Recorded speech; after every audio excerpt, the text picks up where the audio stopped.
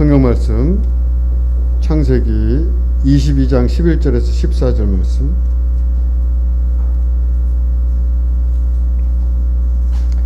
창세기 22장 11절에서 14절 말씀. 여호와의 사자가 하늘에서부터 그를 불러 이르시되 아브라함아 아브라함아 하시는지라.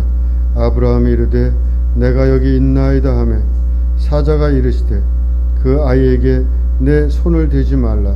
그에게 아무 일도 하지 말라. 내가 내 아들 내 독자까지도 내게 아끼지 아니하였으니 내가 이제야 내가 하나님을 경외하는 줄을 아노라. 아브라함이 눈을 들어 살펴본즉 한 순양이 뒤에 있는데 뿔이 수풀에 걸려 있는지라.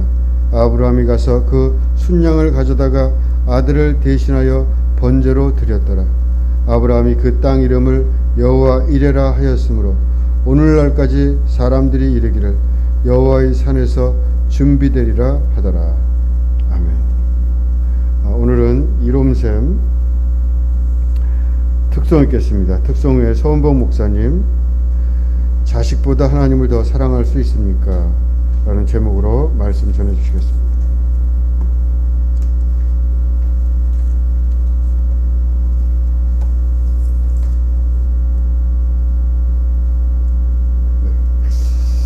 이름샘 아름다운 특별 찬송 너무 감사합니다. 이름샘의 특별 찬송에 힘입어 오늘 또 함께 말씀을 잘 나눠볼 수 있으면 좋겠습니다. 우리 잠시 기도하고 말씀 시작하겠습니다. 하나님 감사합니다.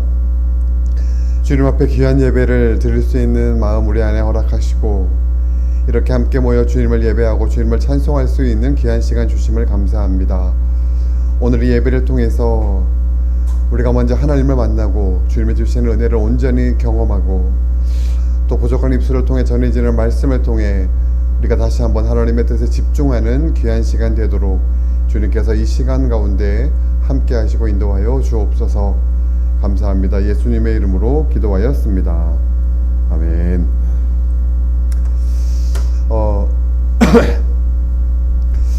지난번에 제가 제 목회의 가장 큰 스승은 저희 아버지입니다. 이런 말씀으로 말씀을 시작했던 기억이 있습니다. 또 한 분의 스승을 말씀드리라고 하면 아버지 얘기했으니 어머니 얘기해야죠. 저희 어머니입니다. 저희 어머니는 저 사실 두 분은 제 목회 큰 스승이시기 이전에 제 인생의 큰 스승이십니다. 그게 아마 정확한 표현일 것 같습니다.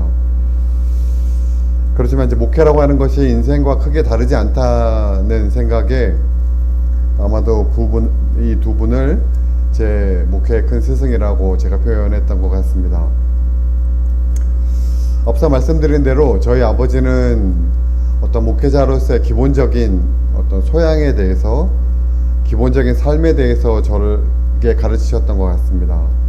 예배자로서의 삶, 예배 중심으로 살아가는 그 삶, 성경 연구에 대한 어떤 성실한 삶, 맡은 일에 충심을 다하는 삶, 이런 것들을 가르치셨던 것 같아요. 예전에 장로님, 우리 이영국 장로님께서 그 성경 그 통독하신 거 뭐 이렇게 몇 독 했습니다 이런 걸 올리셨을 때 아버지 생각이 참 많이 났었습니다. 아버지가 한 10년 전에 돌아가셨는데 아버지가 돌아가시기 전까지 성경을 매년 한 10독 이상을 하셨어요. 그러니까 눈이 잘 안 보이시는데 돋보기를 끼시고 뭐 그렇게 성경을 읽으시면서 아버지가 그렇게 기도를 하셨다고 합니다. 아버지, 하나님, 우리 내 아들 서원복 목사가 성경을 좀 열심히 안 읽더라도 대신 제가 성경을 읽으니까 하나님, 제가 성경을 읽는 이 말씀에 대한 열심을 하나님 돌아봐 주십시오. 그렇게 기도하시면서 성경을 읽으셨다고 합니다. 그래서 그런지 아들 목사는 성경을 그렇게 많이 안 읽었던 것 같습니다. 네. 어쨌든 그러셨고 어머니는 목회자로서 가져야 될 성품에 대해서 삶으로 잘 가르치셨던 것 같습니다. 여러분 앞에 자신 있게 내놓을 만한 성품은 아니지만 그래도 그렇게 크게 여러분 앞에 손가락질 받지 않는 그런 원하지 않은 성품을 지닐 수 있었던 것은 아마도 어머니의 그 사랑과 가르침과 양육 덕분이 아니었나 하는 생각을 해봅니다. 성령께서 우리를 중보하시고 우리의 삶을 도우시고 우리의 삶을 풍성하게 하셨던 것처럼 어머님은 자녀들의 그 삶을 굉장히 풍성하게 만들어 주셨던 것 같습니다. 그것을 아마 어머니의 사랑으로 표현할 수 있을 것 같은데, 그 어머니의 사랑하면 가장 떠올리는 하나의 기억이 있습니다. 예전에 교회 후배들이 교회의 허락을 받지 않고, 그것도 한 30년도 훨씬 전의 일인데, 교회 허락을 받지 않고 교회 드럼을 몰래 가져가서 자기들 공연하는데 가져갔던 적이 있었습니다. 그 드럼을 그냥 아무 그 포터 같은 트럭에 싣고 가서 그 공연을 하고 돌아왔으니, 그날이 또 비가 많이 오는 날이었거든요. 드럼이 어떻게 됐겠습니까? 엉망이 됐죠. 그 교회가 난리가 났어요. 허락을 받고 간 것도 아니고 그랬으니. 그런데 그때 중고등부 담당하던 이제 담당자가 저였기 때문에 그 아이들이 저한테 허락을 받고 갔다고 그렇게 거짓말을 했습니다. 왜냐하면 이 아이들에게는 그래도 그때는 제가 형이었으니까 원봉이 형이 우리의 바람막이가 될 수 있다는 어떤 확신이었던 것 같아요. 그리고 원봉이 형이 충분히 그걸 막 커버해 줄 수 있을 거라고 생각했던 것 같습니다. 근데 문제는 그 드럼 사고를 쳤었던 그 아이의 부모님이 저희 어머니에게 항의 전화를 한 거예요. 왜 그거를 허락을 해줘가지고 교회가 큰 문제가 생기고 교회가 분란이 일어나게 했냐는 거죠. 전후 사정을 다 알고 있는 저희 어머니가 뭐 그냥 넘어갈 수가 없죠. 그건 그렇게 된 게 아니야 라고 하면서 그 어머니에게 아주 조목조목 이야기를 했었습니다. 그렇게 전화 통화를 하고 있는 모습을 제가 밖에서 보고 있었어요. 근데 그 당시에 그 어머니 전화 통화하는 모습을 보면서 제 마음은 그랬어요. 나만 아니면 되지, 내가 당당하면 되지, 뭘 그걸 굳이, 같은 교인인데 시시콜콜 그거를 가지고 뭐 시시비비가 맞니 틀리니 그래가지고 목소리를 높이고 서로 감정 상하고 그럴 필요가 있나. 그래서 어머니에게 어머니 하지 마세요, 그만 얘기하고 전화 끊으세요. 그런데 어머니가 그 아들 말을 안 듣더라고요. 그래서 제가 전화선을 뽑아버렸어요. 전화선을 확 뽑아버렸어요. 어머니가 뭐 화가 나셨죠. 어머니가 그러면 그 아이의 엄마는 나를 어떻게 생각하겠냐, 자식이 엄마를 무시한다고 그렇게 생각하지 않겠냐고 어머니가 너무 속상해 하셨어요. 그러니까 제가 막 목소리 높여서 그랬죠. 아니, 나만 당당하면 되지 뭘 그걸 굳이 그렇게 얘기하고 있어요. 나만 아니면 되지. 근데 그때 어머니가 그런 말씀을 하셨어요.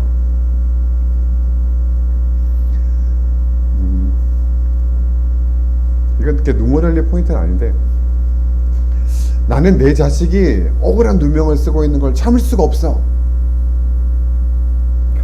사실 그때 그 당시에 그 어머니 그 말씀에 저렇게 콧방귀를 꼈어요. 그렇게 제가 했어요. 어머니가 막 더 속상해 하셨죠. 그래서 어머니가 더 화가 나셨던 것 같습니다. 어머니께서는 그 당신의 어떤 체면 치레보다는 자식의 억울함이 먼저였고, 그래서 먼 훗날 시간이 지나 보니까 이게 하나님의 사랑과 얼마나 많이 닮아 있는가 하는 생각이 들었습니다. 그래서 하나님의 사랑, 우리를 향한 하나님의 사랑은 저 어머니의 사랑 같구나 라는 생각을 늘 하고 그렇게 살았었습니다. 자, 이제 오늘 말씀으로 돌아와서, 자, 여러분, 오늘 말씀의 제목이 무엇입니까? 자식보다 하나님을 더 사랑할 수 있습니까? 여러분, 그 자식 사랑에 대해서 저희 어머니를 들어 말씀드렸는데, 저희 어머니는 어떠셨을까요? 자식보다 하나님을 더 사랑하셨을까요? 제가 지난번 설교할 때 나는 예수님이 좋아요가 제 별명이었다 그랬죠. 나는 예수님이 좋아요 라는 별명을 가지고 있을 제게 만약에 너는 너희 부모님보다 하나님을 더 사랑하냐 라고 물었으면 제가 뭐라고 말했을까요? 저는 아마 큰 소리로 아멘! 이라고 얘기했을 것 같습니다. 그런데 그 당시에 저희 부모님께 당신은 당신의 자녀보다 하나님을 더 사랑하십니까? 라고 말을 하면 저도 이제 부모가 되어져서 뭐 제 모습이 결국 저희 부모님의 모습이 아닐까 생각해 볼 때 저는 자신 있게 대답할 수 없을 것 같습니다. 그렇다면 여러분은 어떠십니까? 부모된 여러분들은 자식보다 하나님을 더 사랑하십니까? 오늘 본문은 자식보다 하나님을 더 사랑하십니까? 라고 하는 질문을 하기에 매우 적절한 그런 구절입니다. 그리고 그렇게 질문 받았을 때 우리의 마음이 참 곤란할 수 있는 그러한 본문이기도 합니다. 그도 그럴 것이 오늘 본문의 주인공 아브라함은 하나밖에 없는 독자 이삭을 하나님께 드리기 위해 번제로 드리기 위해서 모리아산에 번제로 드릴 결심을 할 만큼 하나님을 뜨겁게 사랑했었던 인물로 우리에게 비춰지기 때문에 그렇습니다. 그래서 오늘 본문을 통해 오늘 말씀의 제목과 같은 도전을 한다면 우리의 마음이 참 곤란해지기도 합니다. 오늘 성경의 이야기 여러분 잘 아시다시피 하나님께서 아브라함의 믿음을 시험하시는 내용입니다. 오늘 본문 22장 1절 말씀, 우리가 읽은 말씀은 아니지만 보면 하나님이 아브라함을 시험하시려고 라고 말씀이 시작되어지고 있습니다. 오늘 성경은 아브라함이 하나님을 사랑하되 독자까지 하나님께 아끼지 않을 만큼 하나님을 사랑했는가를 하나님은 시험하고 싶으셨다라고 우리가 결론할 수 있는 그런 질문입니다. 그래서 그렇기 때문에 이 오늘 구절을 통해 이러한 질문이 우리에게 주어진다면 우리의 마음에 부담이 일 수밖에 없다는 거죠. 하나님께서 내게 아브라함과 같은 질문을, 아브라함과 같은 시험을 하신다면 우리는 과연 자신 있게 결단할 수 있는가? 라는 생각을 할 때 우리는 이렇게 하나님께 충심을 다하고 있는가? 이런 질문을 스스로에게 하다가 보면 우리의 마음이 참 답답해져 온다는 거죠. 아브라함이 살았던 가나안 땅에는 몰렉제이라고 하는 것이 있었습니다. 이것은 제사법인데 이 제사법은 자신의 자녀를 불 위로 지나가게 해서 자식을 태워서 그 가나안 땅에 있는 신들에게 제사로 드리는 제사법이었어요. 혹시 영화 같은데 저기 좀 아프리카나 이런 지역에 가면 그런 제사법을 드리는 게 영상이 있는데 혹시 보신 적이 있는지 모르겠습니다. 그래서 나중에 레위기서를 보면 모세가 가나안 땅에 들어갈 때 이스라엘 백성들에게 여러 가지 규칙들을, 제사법이나 규칙들 정한 게 레위기서지 않습니까? 레위기서에 보면 이스라엘 백성들에게 몰렉 제의를 철저하게 금지하는 그러한 구절이 나옵니다. 이것은 가나안 땅의 거민들과 철저하게 구별되려고 하는 하나님의 뜻이었고, 그리고 모세를 통한 법이었다는 거예요. 아마도 아브라함도 가나안 땅에 갔을 때 이 가나안 땅에 팽배해져 있는 몰렉 제사법을 봤을 것이고, 그래서 아마 그러한 제사법들, 비인도적인 제사법에 대해서 아마 경멸하는 마음이 있었을지도 모릅니다. 그런데 하나님께서 이 몰렉 제의보다 훨씬 더 무자비한 제사법을 지금 아브라함에게 요구하고 있다는 겁니다. 여러분, 이삭을 번제로 드리라고 했는데, 여러분 번제가 어떤 제사입니까? 번제는 제사 드릴 제물의 목을 따서 그 목으로 피를 다 쏟아내고 그 피를 제단에 있는 도랑에다 다 쏟아붓고 그리고 그 제물에 각을 떠서 제물을 다 분리해서 그 제물을 그 제단에 올려놓고 온전히 다 태워서 드리는 제사가 번제입니다. 자기 아들의 목에 칼을 꽂고 피를 다 흘리게 하고 각을 떠서 제사를 드려라. 세상에 어떤 부모가 그렇게 자식을 제사로 드릴 수 있습니까?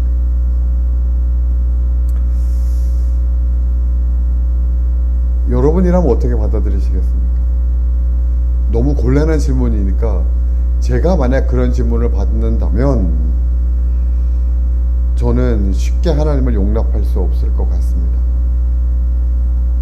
여러분, 목사라면, 하나님 믿는 사람이라면 그래야 되지 않나? 혹시 여러분 그렇게 생각하시는 분 계십니까?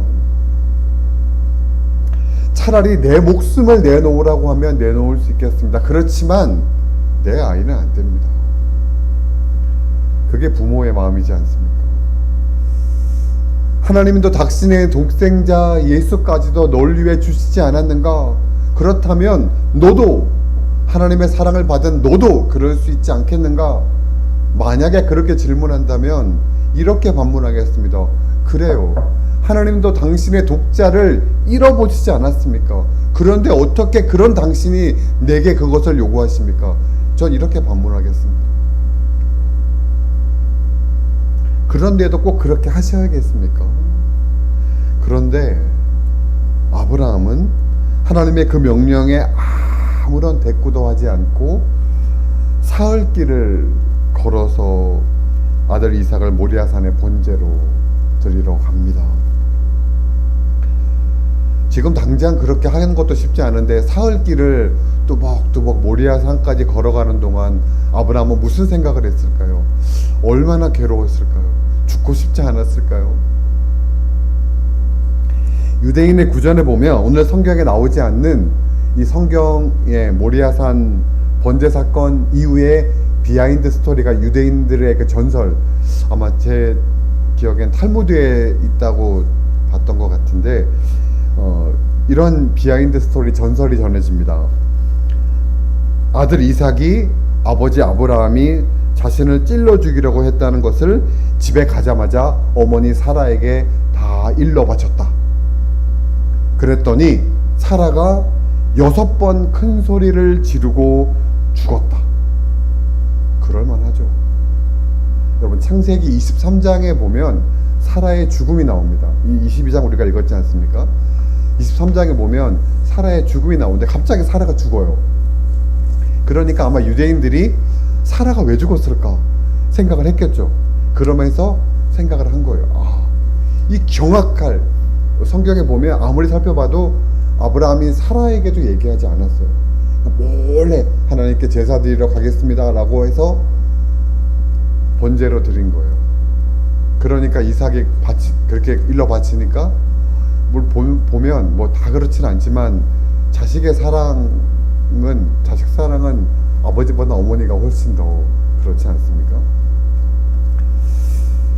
그래서 아마 이게 좀 신빙성이 있는 전설이라는 생각도 듭니다. 다만 아브라함만큼 사실 믿음이 있었던 이삭이 정말로 그렇게 일러 바쳤을까? 뭐 이런 의심도 들기도 하고, 아마도 이런 전설이 전해진 것은 하나님께서 명령하셨음에도 불구하고 아내와 이 문제에 대해서 같이 의논하고 어떻게 할지를 고민하고 그래야 하지 않는가라고 하는 어떤 이스라엘 사람들의 어떤 나무람, 아브라함의 행동에 대한 나무람에서 그런 전설이 있지 않았을까 생각해 봅니다. 어쨌든 중요한 것은 아브라함의 행동은 사라가 경악해서 죽을 만큼 아주 놀라운 일이었다는 거죠.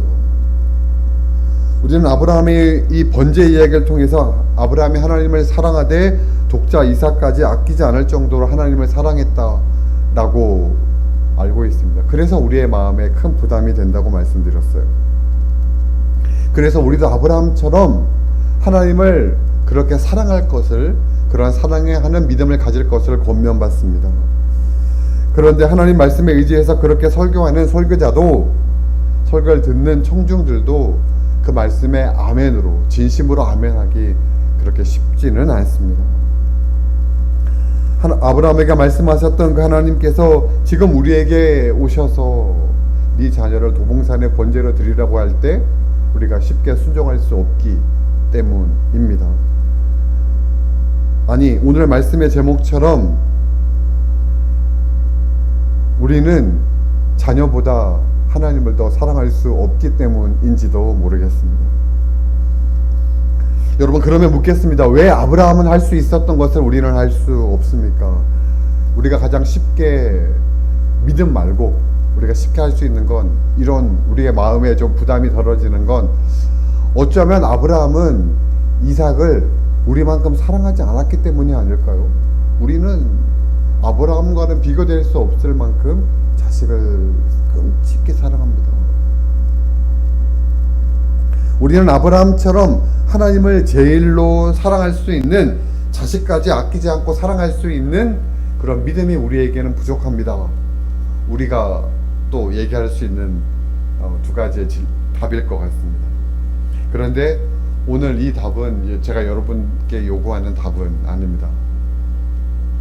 오늘 본문을 바탕으로 우리가 함께 결론하고 싶은 대답은 무엇이냐 하면, 우리는 아브라함과 같은 믿음이 없다는 것인데 조금 다른 믿음입니다. 어떤 믿음이냐 하면, 하나님께서 내 아들 이삭을 죽지 않게 하실 것이라는 믿음입니다. 내가 설사 죽이더라도 하나님께서 내 아들을 살리실 것이라는 믿음입니다. 좀 더 나아가서 질문해 본다면, 왜 우리는 하나님께서 아브라함에게 주셨던 그 복을 누리지 못하는가, 우리가 질문을 받는다면, 우리는 아브라함처럼 하나님께서 내 자녀를 포함한 내 삶의 모든 것을 하나님께서 지키실 것이고 인도하실 것이고 함께 하실 것이라는 믿음이 우리에게 없기 때문이라는 겁니다. 오늘 우리가 읽자는 앞구절을 제가 함께 좀 읽어보려고 합니다. 우리 함께 읽어보겠습니다. 창세기 22장 5절 말씀입니다. 시작. 이에 아브라함이 종들에게 이르되 너희는 나귀와 함께 여기서 기다리라. 내가 아이와 함께 저기 가서 예배하고 우리가 너희에게로 돌아오리라.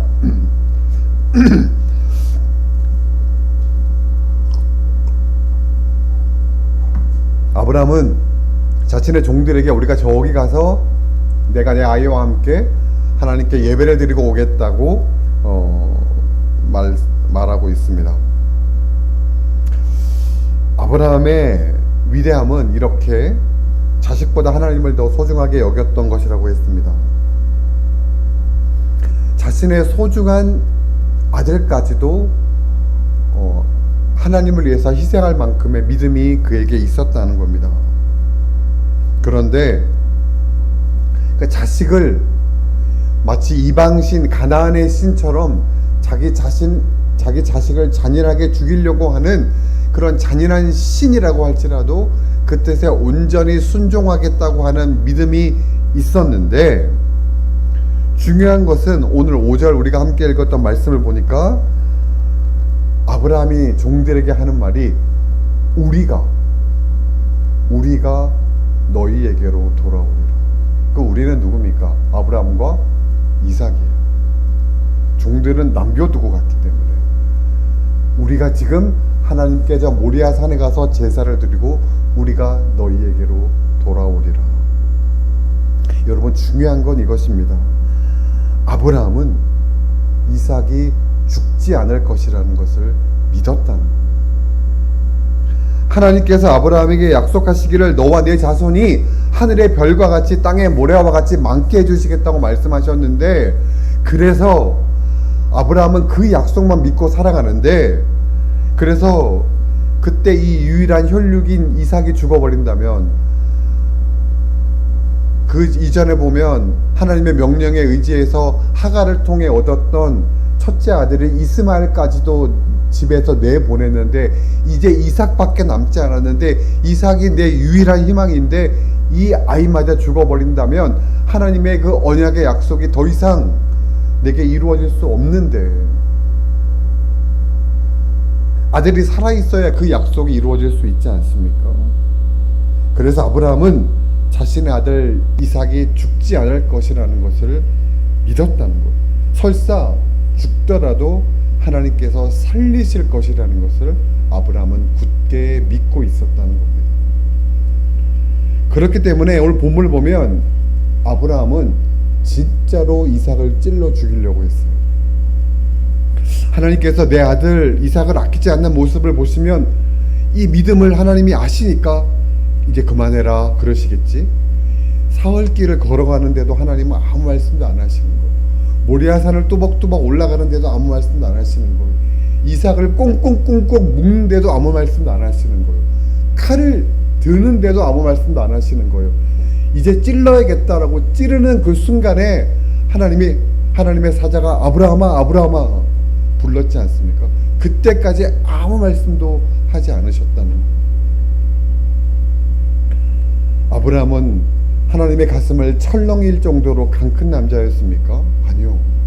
아브라함은 하나님께서 급하게 만류하실 만큼 하나님에 대한 믿음이 철저한 사람이었습니다. 제가 새누리교회에서 목회를 한 11년 동안 하는 동안 제가 생각해 보니까 횟수로 한 10년 정도 교회학교 예배를 드렸었습니다. 이제 교회학교 출석하는 교회학교 아이는 저희 딸 하은이가 하나였습니다. 아빠가 설교하고 엄마가 찬양인도 하고 그리고 아이는 대표기도 하고 그렇게 교회학교 예배를 한 10년 정도 드렸습니다. 물론 가끔씩 이제 저희 교회가 그때 1층이었기 때문에 가끔씩 오다 가다가 들리는 아이들도 있었고, 성경학교를 하고 나면 성경학교 하고 나면 바짝 교회학교 아이들이 좀 몰려오지 않습니까? 성경학교 하면 그러다가 잠깐 오게 된 아이들도 있었지만 거의 대부분 10년 정도 중에 거의 대부분 저희 아이 혼자 예배를 드렸었습니다. 그렇지만 아마도 어떤 교회학교 예배하고 비교해도 전혀 손색 없을 만큼 철저하게 굉장히 정성껏 예배를 드렸습니다. 그리고 저희 딸이 제가 사실 많이 혼내기도 했지만 특별히 저희 아이에게 가장 철저하게 엄격하게 가르쳤던 게 예배에 관련된 거였습니다. 예배 시간에 늦는다든지 예배 시간 제대로 안 한다든지 이거에 대해서는 제가 굉장히 많이 혼을 냈었던 기억이 있습니다. 저희 아버지가 그러셨거든요. 저희 아버지가 굉장히 예배에 대해서 엄격하셨거든요. 그러다 보니까 이제 제가 잠깐 성원교회에서 예배를 드릴 때도 그 교회학교 아이들 중에 유일하게 예배를 철저하게 예배 시간 늦지도 않고 조금 늦긴 했는데 또 굉장히 열심히 예배를 드리는 아이였었습니다. 근데 그러다가 이제 제가 사역을 이제 아파서 쉬게 되고 그래서 또 코로나가 오면서 교회도 못 가게 되고 그래서 온라인 예배를 드리다 보니까 예배가 굉장히 많이 무너졌습니다. 그래도 엄마 아빠는 오랫동안 예배를 드렸으니까 그런데 이게 이제 이 아이는 어떻게 예배 생활을 해야 되나 굉장히 고민이 많았었습니다. 그런 시간을 보면서 참 마음이 힘들었었습니다. 왜냐하면 무엇보다 제가 학창 시절에 부모님께 좋은 신앙의 터전을 제공받았었는데 저는 제 아이에게 그런 어떤 신앙 생활을 잘 할 수 있는 신앙의 터전을 주지 못했다는 것 때문에 참 마음이 많이 무거웠었고 그랬었습니다. 그러니까 부모님께 받은 좋은 신앙의 유산이 있는데 이것을 내 아이에게 잘 주지 못했다는 어떤 그런 마음의 어떤 자괴감 같은 게 굉장히 컸었는데요. 그런데 어느 날 저희 딸아이가 지 엄마에게 이런 말을 했다는 걸 제가 들었어요.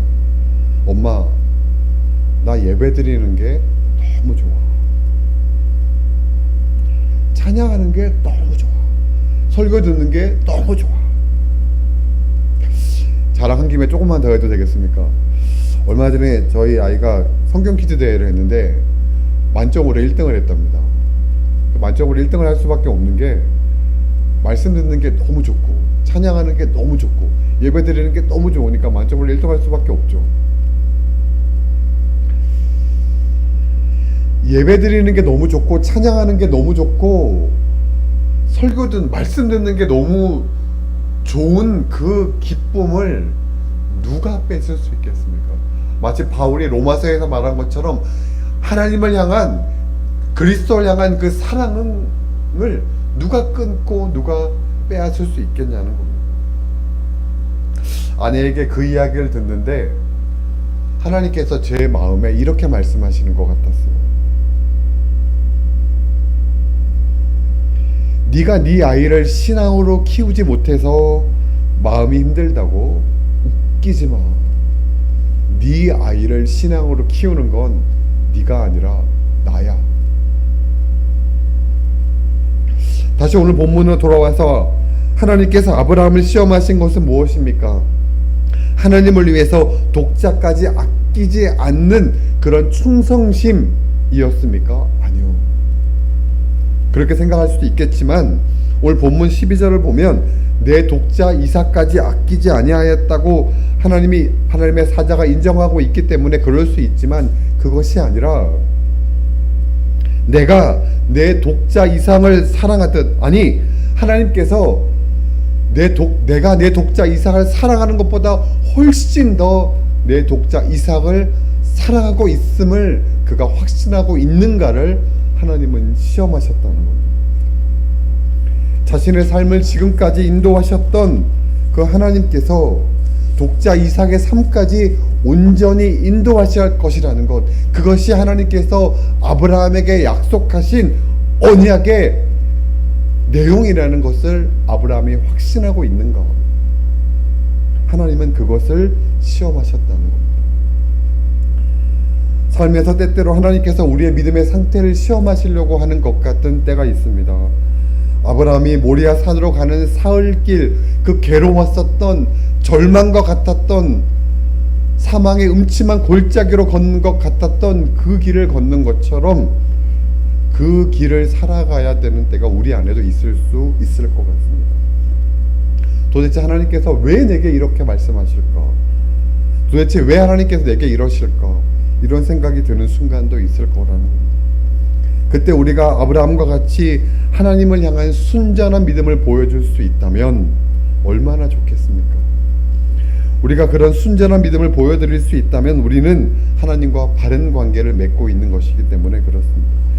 그런데 때때로 우리는 나는 아브라함이 아닌걸, 나는 도무지 아브라함과 같은 믿음을 소유할 수 없는걸, 이렇게 여겨지는 순간이 있을 수 있다는 겁니다. 그래서 절망스럽고, 그래서 낙심이 되고, 믿음으로 승승장구하는 저 사람과 나는 다른 것 같아서, 내 삶은 다른 것 같아서 그런 내 믿음의 모습 때문에 절망하고 낙심할 수도 있을 것 같습니다. 아니, 지금 우리가 그런 시간을 보내고 있을지도 모르겠습니다. 그런 우리에게 오늘 본문은 이렇게 힘을 주시고 있습니다. 오늘 14절 말씀을 다시 한번 읽어보겠습니다. 같이 읽겠습니다. 시작. 아브라함이 그 땅 이름을 여호와 이레라 하였으므로 오늘날까지 사람들이 이르기를 여호와의 산에서 준비되리라 하더라. 여러분, 오늘 말씀의 결론인데요, 아브라함이 다 한 것 같았는데 뭐라는 겁니까? 여호와의 산에서 준비되리라. 하나님께서 하시겠다는 겁니다. 하나님께서 준비하시겠다는 겁니다. 하나님께서 하시겠다는 겁니다.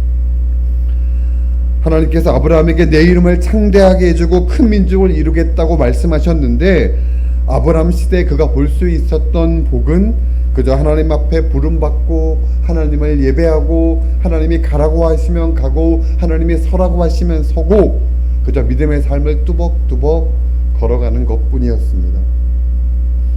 그렇지만 그 복은 하나님께서 말씀하신 복의 시작, 복의 근원 된 삶이었습니다. 그렇게 시작된 하나님으로 말미암은 그 복된 소식이 수천 년이 지나서 아브라함과 전혀 혈연 관계도 아닌 우리도 아브라함을 믿음의 조상이라고 부르고 있지 않습니까? 사랑하는 여러분, 오늘 말씀의 제목, 자식보다 하나님을 더 사랑할 수 있겠습니까? 이제는 말씀의 제목을 바꿔야 될 것 같습니다. 사랑하는 여러분, 내 자식을 사랑하는 것보다 하나님께서 내 자식을 더 사랑하고 계심을 확신할 수 있으십니까? 내가 내 자식의 인생을 고민하는 것보다 하나님께서 내 자식의 인생을 훨씬 더 치밀하게 고민하고 계심을 확신할 수 있으십니까? 신앙은 내 자신의 인생보다 하나님을 더 중요시하게 여기는 게 아닙니다. 신앙은 내 자신보다 하나님께서 내 인생을 더 잘 알고 계시고 하나님께서 내가 계획한 것보다 더 치밀하게 내 인생을 계획하고 설계하시고 인도하고 계심을 믿는 것입니다. 그리고 온전히 내 삶을 하나님께 맡기는 것입니다. 내가 전전긍긍하며 내 자식의 인생을 설계하고 도울 때보다 수천 수만 배 더 복된 인생으로 바꾸어 주실 것을 믿고 신뢰하는 것, 그것이 여호와 일의 신앙입니다. 그리고 그 여호와 일에 하나님께서 그것까지도 하시겠다고 말씀하시고 있다. 여호와의 산에서 준비되었으니 믿으라는 거죠. 어떠한 풍랑에 와도 믿음을 잃지 말라는 강권하심입니다. 그렇다면 우리는 무엇을 하면 좋을까요? 우리는 여전히 흔들리고 우리는 여전히 우리의 마음에 확신이 없을 때가 많은데요. 우리는 무엇을 해야 할까? 성경을 통해서, 그리고 특별히 아마 다음 주에 또 말씀을 전해주실 김혜지 목사님이 다음 주에 하실 때, 김혜지 목사님이 제가 설교를 들은 것 중에 제가 제일 많이 들었던 말씀인 것 같아요. 뭐였냐? 마음을 지켜라. 마음을 지켜라. 어떤 순간이 와도 마음을 지켜야 합니다. 어떤 순간이 와도 하나님께서 내게 약속하신 그 약속을 지킬 것이라는 그 믿음, 그 마음을 먼저 지켜야 한다. 절대 변하지 않을 것이라는 것을 확신하고 우리는 마음을 지킵시다. 오늘 아브라함을 통해, 오늘 말씀을 통해 우리가 다시 한번 결단하는 이 귀한 믿음의 결단이 저와 여러분의 마음 가운데 가득하시기를 주님의 이름으로 간절히 축원합니다. 우리 오늘 말씀을 다시 한번 기억하면서 우리 묵상하며 잠시 기도하겠습니다. 거룩하신 하나님,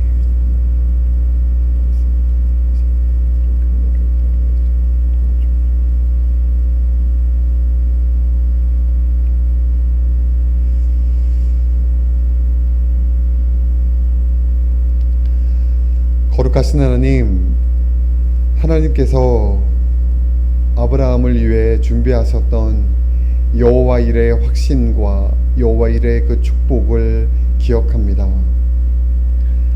아브라함이 결단한 것 같았으나 하나님께서 아브라함을 위해 준비하고 계셨음을 오늘 말씀을 통해 우리는 봅니다. 하나님, 이처럼 우리에게도 아브라함과 같은 고민이 있을 때, 우리에게도 아브라함과 같은 낙심의 순간이 있을 때, 그때에도 하나님을 온전히 신뢰하고 그럼에도 불구하고 흔들리는 내 마음을 말씀으로, 복음으로 온전히 붙잡고 붙들고 지키고 나아가 그래서 여호와 이레의 그 큰 축복을 누리며 살아가는 믿음의 결단이 우리 안에 있게 하여 주옵소서. 감사합니다. 예수님의 이름으로 기도하였습니다.